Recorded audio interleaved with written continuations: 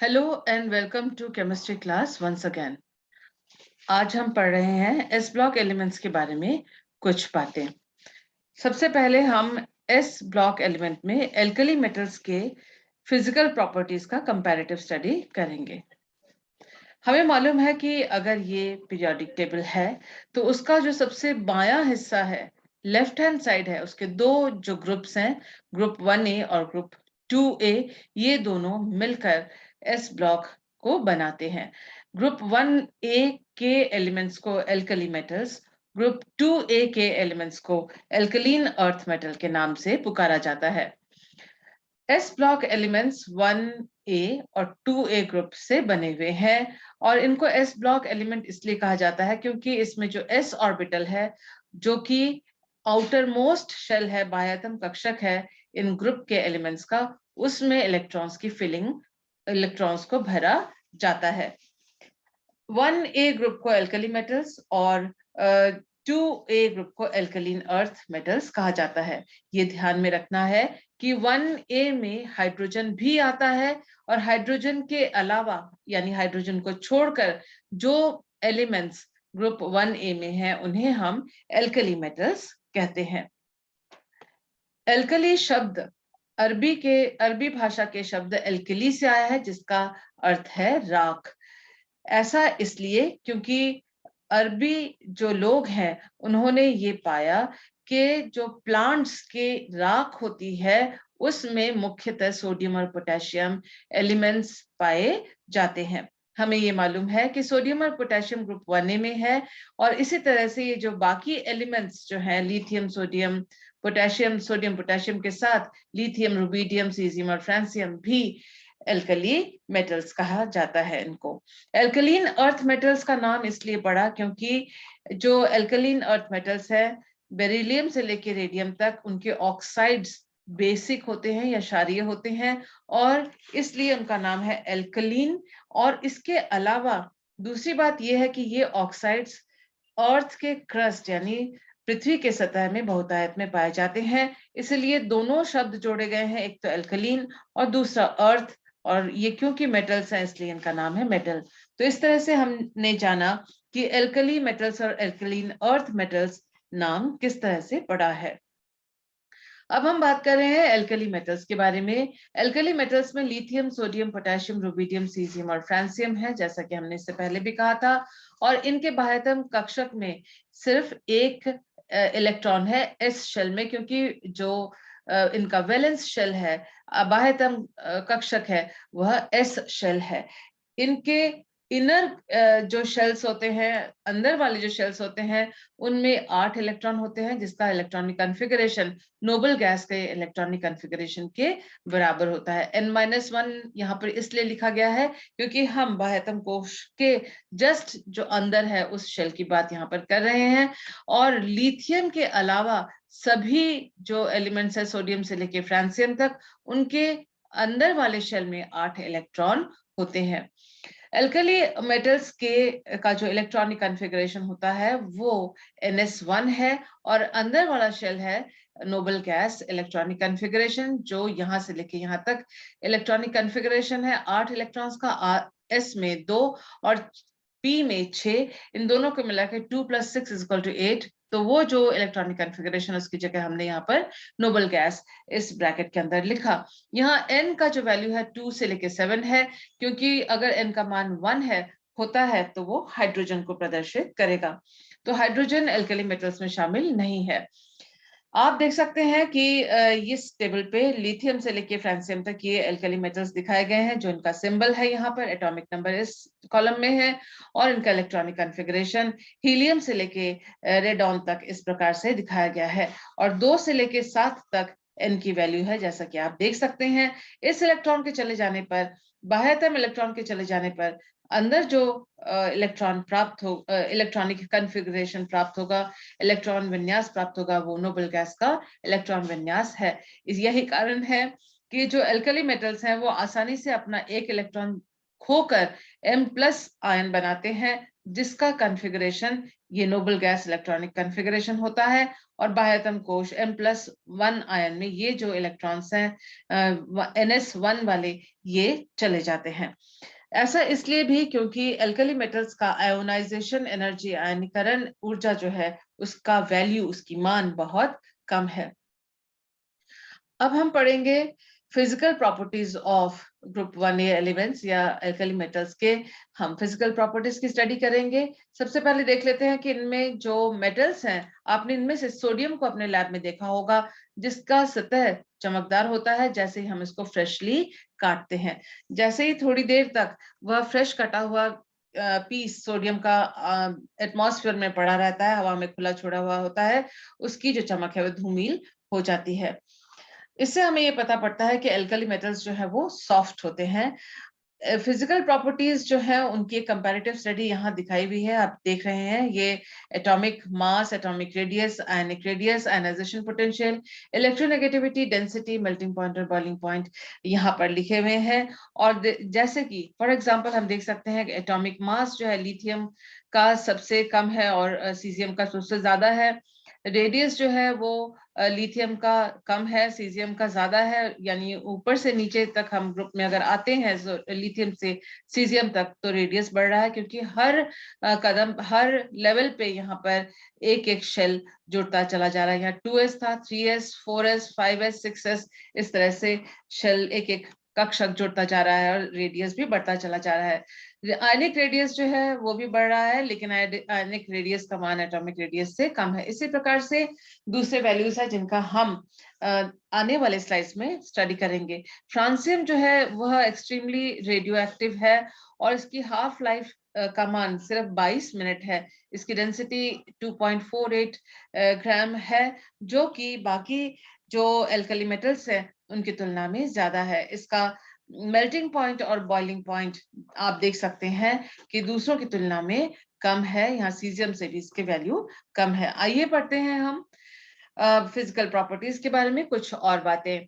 दो मेन जो मुख्य पॉइंट्स हैं जिससे कि एल्कली मेटल्स के फिजिकल प्रॉपर्टीज में वेरिएशन या चेंज नजर आता है, वो रीजन है। Number 1, size of the atoms and ions, कि एल्कली मेटल के साइज, उनके आयंस के साइज क्या है। और दूसरी मुख्य बात जो उनकी फिजिकल प्रॉपर्टी को तय करती है, उसमें वेरिएशन को, उसमें अंतर को तय करती है, वो है low binding energy of valence electrons. जो बाह्यतम कोश के इलेक्ट्रॉन्स हैं वो एल्कली मेटल से कम ऊर्जा से बंधे हुए हैं।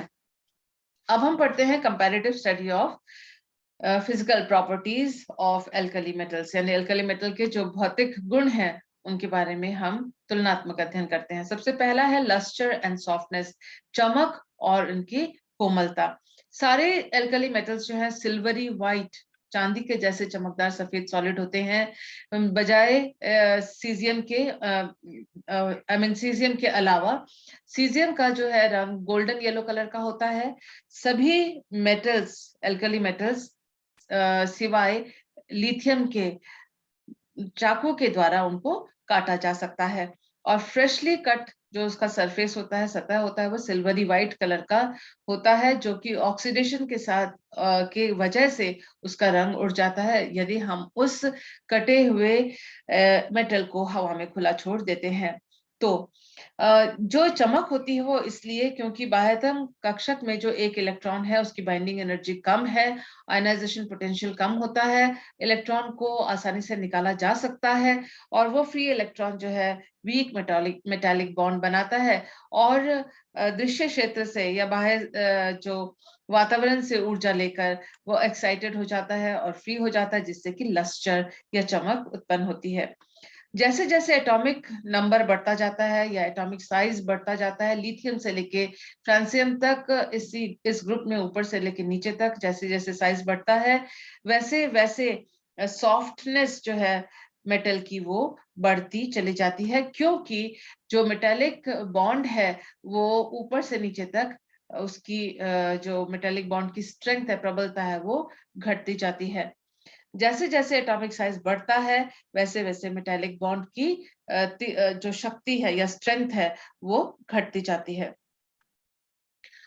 दूसरा पॉइंट है एटॉमिक रेडियाई और आयनिक रेडियाई। सारे जो एल्कली मेटल्स होते हैं वो अपने पीरियड में, यानी हॉरिजॉन्टल बाएं से लेकर हम दाएं तक अगर जाएंगे तो हॉरिजॉन्टल पीरियड्स में सबसे ज्यादा जो साइज होता है वो एल्कली मेटल्स का साइज होता है, क्योंकि उनमें जो बाह्यतम कोश में एक इलेक्ट्रॉन होता है, और जैसे ही हम पीरियड में लेफ्ट से लेकर राइट तक मूव करते हैं तो एक एक इलेक्ट्रॉन जुड़ता चला जाता है, जिससे कि बाह्यतम कोश के इलेक्ट्रॉन्स नाभिक की ओर और स्ट्रांगली अट्रैक्टेड हो जाते हैं और साइज जो है वो सिकुड़ता चला जाता है, क्योंकि उसी कक्षक में एल्कली मेटल्स में एक इलेक्ट्रॉन जुड़ रहा है, जबकि हॉरिजॉन्टल पीरियड में अगर हम राइट हैंड साइड दाईं ओर जाते हैं तो उसी कक्षक में और इलेक्ट्रॉन जुड़ते चले जाते हैं, जिससे साइज छोटा हो जाता है। कुल मिला के कहने की बात यह है कि एल्कली मेटल्स का साइज सबसे ज्यादा होता है पीरियड में। एटॉमिक साइज और आयनिक साइज जो है वो लिथियम से लेके फ्रांसियम तक, यहाँ एटॉमिक साइज इस दिशा में बढ़ रही है, और आयनिक जो साइज है वो भी लिथियम से लेके फ्रांसियम तक डाउन द ग्रुप बढ़ती जाती है। लेकिन क्योंकि एम प्लस आयन में एक इलेक्ट्रॉन खोने पर जो अंदर का इलेक्ट्रॉनिक कॉन्फ़िगरेशन, आयन का जो इलेक्ट्रॉनिक कॉन्फ़िगरेशन है वो नोबल गैस इलेक्ट्रॉनिक कॉन्फ़िगरेशन है, और साथ ही जो outer most shell M plus ion बनने पर आउटर मोस्ट शेल जो है वो कंप्लीटली हट जाता है, और साथ ही जो पॉजिटिव चार्ज है वो कम इलेक्ट्रॉन्स के ऊपर कार्य करता है। न्यूक्लियस का जो पॉजिटिव चार्ज है उस पर अट्रैक्टिव फोर्स, आकर्षण बल जो बाकी बचे हुए इलेक्ट्रॉन्स पे बढ़ जाता है। इन कारणों से जो एम प्लस आयन का साइज है वो लिथियम के एटॉमिक या सोडियम के एटॉमिक या एल्कली मेटल के एटॉमिक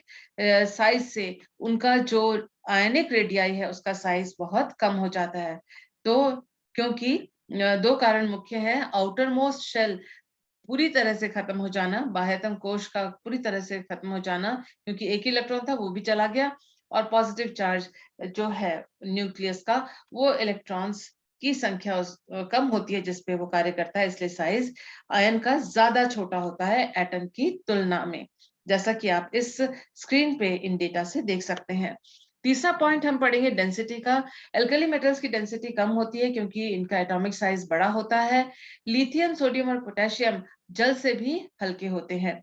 जैसे जैसे हम ग्रुप में नीचे की ओर जाते हैं डेंसिटी का मान बढ़ता चला जाता है, जैसा कि आप यहाँ पर देख रहे हैं, और इसमें केवल जो एक्सेप्शन है वो पोटेशियम का है, क्योंकि पोटेशियम में आप देख सकते हैं लिथियम और सोडियम में जो साइज में इंक्रीज है उससे बहुत ज्यादा साइज में इंक्रीज सोडियम से लेके पोटेशियम में है। यहाँ साइज में जो बढ़ोतरी हुई है वो बहुत ज्यादा है, इसलिए डेंसिटी इसकी घट गई है। एटॉमिक साइज क्योंकि में जो बढ़ोतरी है आप देख सकते हैं, एटॉमिक साइज में जो बढ़ोतरी है वो उतनी ज्यादा नहीं है जितनी मास में इंक्रीज या बढ़ोतरी होती है, इसीलिए डाउन द ग्रुप जो डेंसिटी है वो इंक्रीज होती है।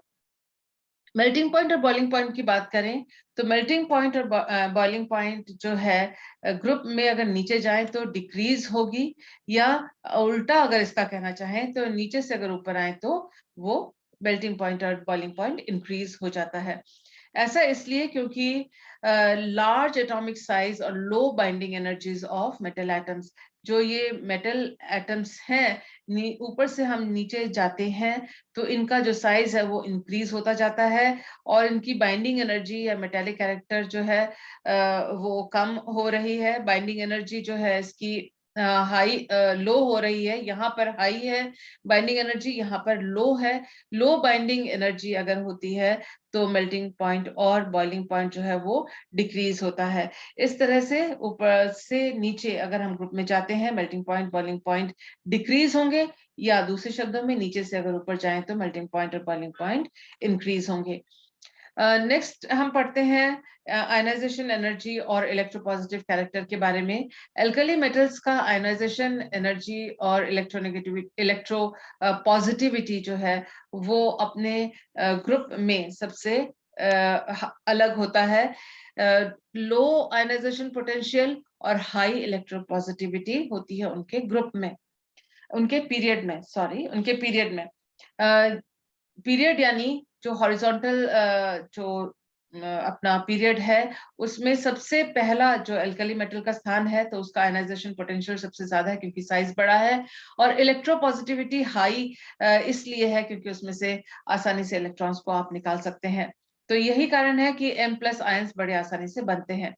इसका कारण अभी मैंने आपको बताया था, लार्ज साइज होना और आउटर मोस्ट इलेक्ट्रॉन का न्यूक्लियस से बहुत दूर होना, जिससे कि वो आसानी से रिमूव हो सकता है, वो इलेक्ट्रॉन और M+ आयन बन सकता है। दूसरे शब्दों में ये इसकी इलेक्ट्रोपॉजिटिविटी हाई है और आयनाइजेशन पोटेंशियल लो है अपने पीरियड में। आयनाइजेशन एनर्जी जो है डाउन द ग्रुप जो है आयनाइजेशन पोटेंशियल वो डिक्रीज हो रही है। यहाँ पर दूसरे शब्दों में हम कह सकते हैं, अगर अप जाते हैं नीचे से ऊपर, तो आयनाइजेशन एनर्जी इंक्रीज हो रही है ऊपर। तो ऊपर ज्यादा है आयनाइजेशन एनर्जी, नीचे कम है, क्योंकि यहाँ से यहाँ तक जब हम आते हैं ऊपर से नीचे तक, साइज जो है वो काफी बड़ा हो जाता है और इलेक्ट्रोपॉजिटिव कैरेक्टर जो है वहां नीचे की ओर ज्यादा है, ऊपर के और ग्रुप में कम है। इसी तरह से जो मेटालिक कैरेक्टर है ऊपर से नीचे डाउन द ग्रुप, ये मेटालिक कैरेक्टर इंक्रीज हो रही है और रिएक्टिविटी भी ऊपर से नीचे इंक्रीज हो रही है। जो सेकेंड आयनाइजेशन पोटेंशियल होती है एल्कली मेटल्स की, उसकी वैल्यू बहुत हाई होती है क्योंकि सेकेंड आयनाइजेशन पोटेंशियल के लिए M+ आयन से एक और इलेक्ट्रॉन निकालना पड़ता है, जो कि उसके नोबल M+ आयन का जो नोबल इलेक्ट्रॉनिक कॉन्फ़िगरेशन है उसको डिस्टर्ब करता है। फोटो इलेक्ट्रिक इफेक्ट के बारे में जानना चाहेंगे। फोटो इलेक्ट्रिक इफेक्ट में जो एल्कली मेटल के जो बाह्यतम कोश में जो इलेक्ट्रॉन्स हैं, NS1 इलेक्ट्रॉन्स, वो क्योंकि लूजली बाउंड होते हैं, वो बहुत प्रबलता से बंधे हुए नहीं होते हैं, इसलिए इन इलेक्ट्रॉन्स को लाइट के फोटोन्स को एब्जॉर्ब करके ये इलेक्ट्रॉन्स मेटल से एटम से निकल जाते हैं। तो इस प्रक्रिया को कहते हैं फोटो इलेक्ट्रिक इफेक्ट, जिससे कि जो बाह्यतम कोश है उसमें से इलेक्ट्रॉन्स जो है वो लाइट को एब्जॉर्ब करके, लो एनर्जी फोटोन को एब्जॉर्ब करके विजिबल लाइट की रेंज में ये इलेक्ट्रॉन्स निकाले जा सकते हैं। इस इफेक्ट को, इस प्रभाव को फोटो इलेक्ट्रिक इफेक्ट के नाम से जाना जाता है। फोटो इलेक्ट्रिक इफेक्ट जो एल्कली मेटल्स हैं वो इसलिए प्रदर्शित करते हैं क्योंकि उनके आयनाइजेशन एनर्जी की वैल्यू कम है। पोटेशियम और सीजियम जो है इसी कारण से फोटो इलेक्ट्रिक सेल में यूज किए जाते हैं। सभी एल्कली मेटल्स सिवाय लिथियम के फोटो इलेक्ट्रिक इफेक्ट प्रदर्शित करते हैं। ऑक्सीडेशन स्टेट जो, उसके बारे में जान लेते हैं। आपने अब तक समझ ही लिया होगा कि alkali metal ions +1 oxidation state प्रदर्शित करते हैं, क्योंकि +1 स्टेट यानी एक इलेक्ट्रॉन का खोना, एक इलेक्ट्रॉन को खोकर, यानी बाह्यतम कोश के NS1 इलेक्ट्रॉन को खोकर जो उनको इलेक्ट्रॉनिक कॉन्फ़िगरेशन मिलता है, वो नोबल गैस इलेक्ट्रॉनिक कॉन्फ़िगरेशन उनको प्राप्त होता है। जैसे कि लिथियम आयन का इलेक्ट्रॉनिक कॉन्फ़िगरेशन हीलियम का इलेक्ट्रॉनिक कॉन्फ़िगरेशन होता है, उसी तरह से सीजियम का जो सीजियम आयन बनता है उसका इलेक्ट्रॉनिक कॉन्फ़िगरेशन ज़ेनॉन का इलेक्ट्रॉनिक कॉन्फ़िगरेशन होता है। तो इस स्थिति में जब वो नोबल गैस इलेक्ट्रॉनिक कॉन्फ़िगरेशन को प्राप्त कर लेता है M+1 आयन, वह इस इलेक्ट्रॉनिक कॉन्फ़िगरेशन से दूसरा इलेक्ट्रॉन खोने को तैयार नहीं होता, इसलिए इसका ऑक्सीडेशन स्टेट +2 का कभी नहीं होता। दूसरी बात यह है कि जो M+ आयन का इलेक्ट्रॉनिक कॉन्फ़िगरेशन है, क्योंकि गैस इलेक्ट्रॉनिक कॉन्फ़िगरेशन है, और इस गैस इलेक्ट्रॉनिक कॉन्फ़िगरेशन में सारे इलेक्ट्रॉन्स जो है वो पेयर्ड होते हैं और युग्मित होते हैं, यानी दूसरे शब्दों में इनके पास कोई भी अनपेयर्ड इलेक्ट्रॉन नहीं होता, जिसकी वजह से M+ आयन जो है उनका कोई रंग नहीं होता और ये डायामैग्नेटिक होते हैं, पैरामैग्नेटिक नहीं होते। जैसे कि आप जानते हैं टेबल सॉल्ट में NaCl, Na+ आयन का कोई कलर नहीं है। अब बात करते हैं हम hydration of ions and hydration energy की। इसमें हमें जो ध्यान रखनी है बात कि जितना स्मॉलर कैटायन होगा, कैटायन का साइज जितना छोटा होगा, उसका डिग्री ऑफ हाइड्रेशन उतना ज्यादा होगा। This is the important point जो आपको ध्यान में रखना है। एल्कली मेटल आयंस जो है वो आसानी से हाइड्रेटेड हो जाते हैं और वाटर में सॉल्युबल हैं। एन प्लस आयन वाटर के मॉलिक्यूल के साथ इस तरह से हाइड्रेटेड कैटायन बनाता है। जितना छोटा कैटायन होगा उसका डिग्री ऑफ हाइड्रेशन ज्यादा होगा। डिग्री ऑफ हाइड्रेशन ज्यादा है उसका मतलब हाइड्रेटेड रेडियाई उसका ज्यादा होगा। और अगर हाइड्रेटेड रेडियाई ज्यादा है तो हाइड्रेशन एनर्जी ज्यादा होगी, यानी स्मॉलर कैटायन की हाइड्रेशन एनर्जी ज्यादा होगी। तो इस तरह से हम यहाँ पर डेटा देख रहे हैं लिथियम से लेके सीजियम तक। और यहाँ देख रहे हैं कि जो साइज ऑफ आयन है, वो हाइड्रेटेड आयन का जो साइज है वो लिथियम में सबसे ज्यादा है। लिथियम का हाइड्रेटेड जो रेडियाई है सबसे ज्यादा है, इसीलिए उसकी हाइड्रेशन एनर्जी भी सबसे ज्यादा है। और हमें ये भी मालूम है कि लिथियम का आयनिक साइज सबसे छोटा है। तो इसी तरह से हम ये देख सकते हैं कि सीजियम जो सबसे बड़े आकार का आयन है, उसका हाइड्रेटेड जो रेडियाई है वो सबसे कम है और उसकी हाइड्रेशन एनर्जी भी उसी तरह से सबसे कम है। दूसरे शब्दों में, अगर हम ग्रुप में नीचे से ऊपर की ओर जाएं तो एनर्जी ऑफ हाइड्रेशन बढ़ती है, या अगर उल्टा कहना चाहें कि ऊपर से नीचे आते हैं तो हाइड्रेशन एनर्जी की वैल्यू घटती जाती है। अब हम पढ़ेंगे रिड्यूसिंग प्रॉपर्टीज के बारे में। एल्कली मेटल्स जो हैं बहुत अच्छे रिड्यूसिंग एजेंट्स हैं क्योंकि उनका आयनाइजेशन पोटेंशियल कम है, और आयनाइजेशन पोटेंशियल कम है क्योंकि उसके जो इलेक्ट्रॉन्स हैं वो ज्यादा एनर्जी से या स्ट्रॉन्ग एनर्जी से एटम से बंधे हुए नहीं है। बाह्य एटम कक्षक के NS1 इलेक्ट्रॉन्स स्ट्रांगली बाउंडेड नहीं है, स्ट्रांगली बंधे हुए नहीं है, इसीलिए वो आसानी से ऑक्सीडाइज हो जाते हैं या उनका आयनाइजेशन पोटेंशियल, आयनन विभव का मान भी कम होता है। रिड्यूसिंग कैरेक्टर जो है उनके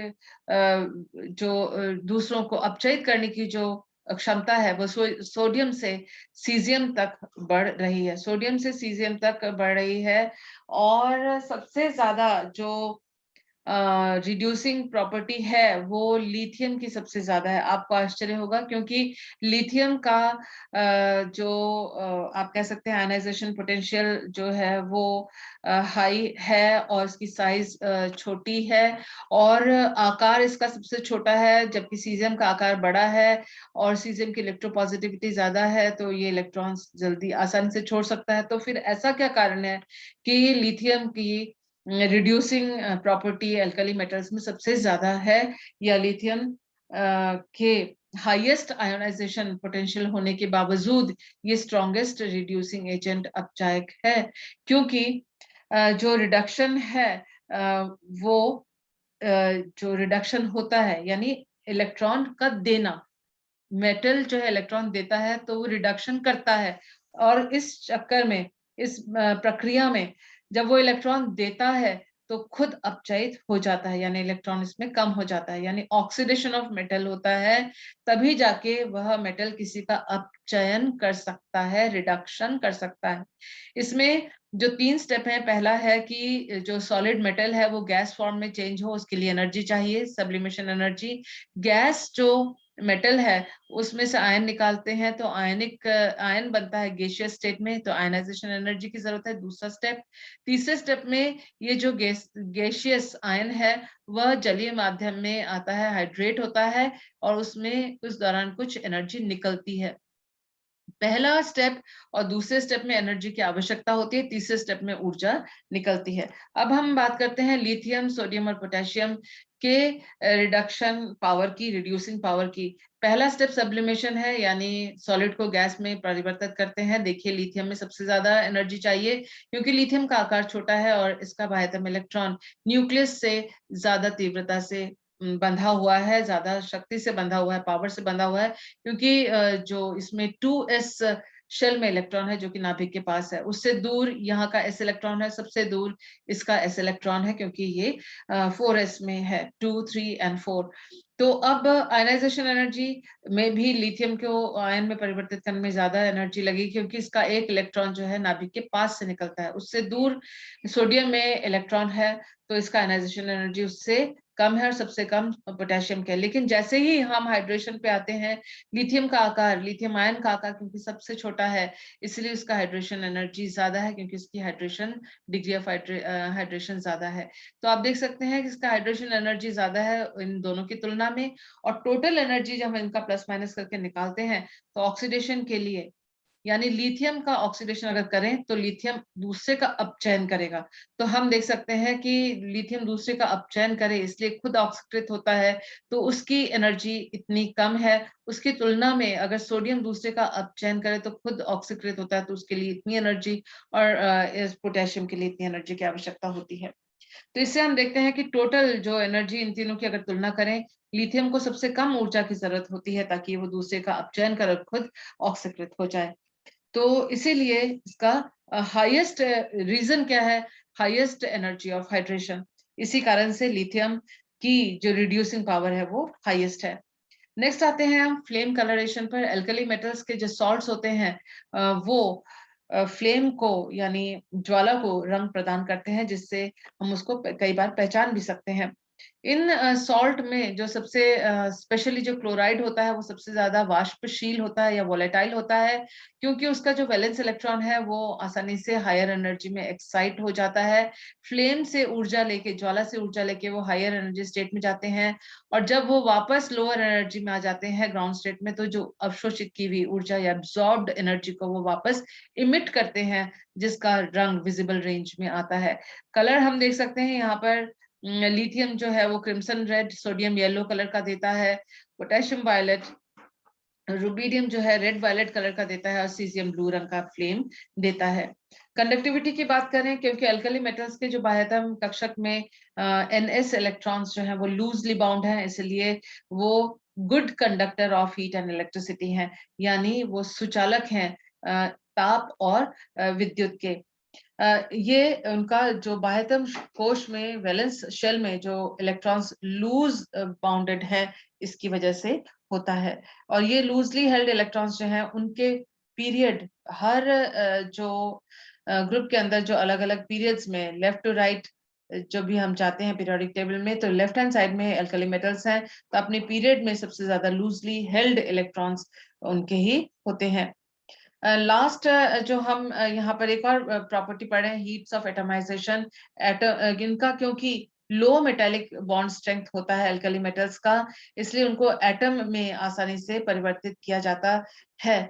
मेटेलिक बॉन्ड की स्ट्रेंथ जो है लिथियम से लेके सीजियम में डिक्रीज हो रही है। यहाँ पर मेटेलिक बॉन्ड की स्ट्रेंथ डिक्रीज हो रही है, या दूसरे शब्दों में नीचे से ऊपर अगर हम आते हैं तो मेटेलिक बॉन्ड की जो ऊर्जा है वो बढ़ रही है। इसलिए जो हीट ऑफ एटमाइजेशन है वो लिथियम से लेकर सीजियम तक वो डिक्रीज हो रही है, जैसा कि हम आप यहाँ पर देख सकते हैं। मुझे उम्मीद है आपको आज की जो स्टडी है वो समझ में आई होगी। वीडियो को पॉज करते हुए नोट्स बनाइएगा। Thank you for being with me.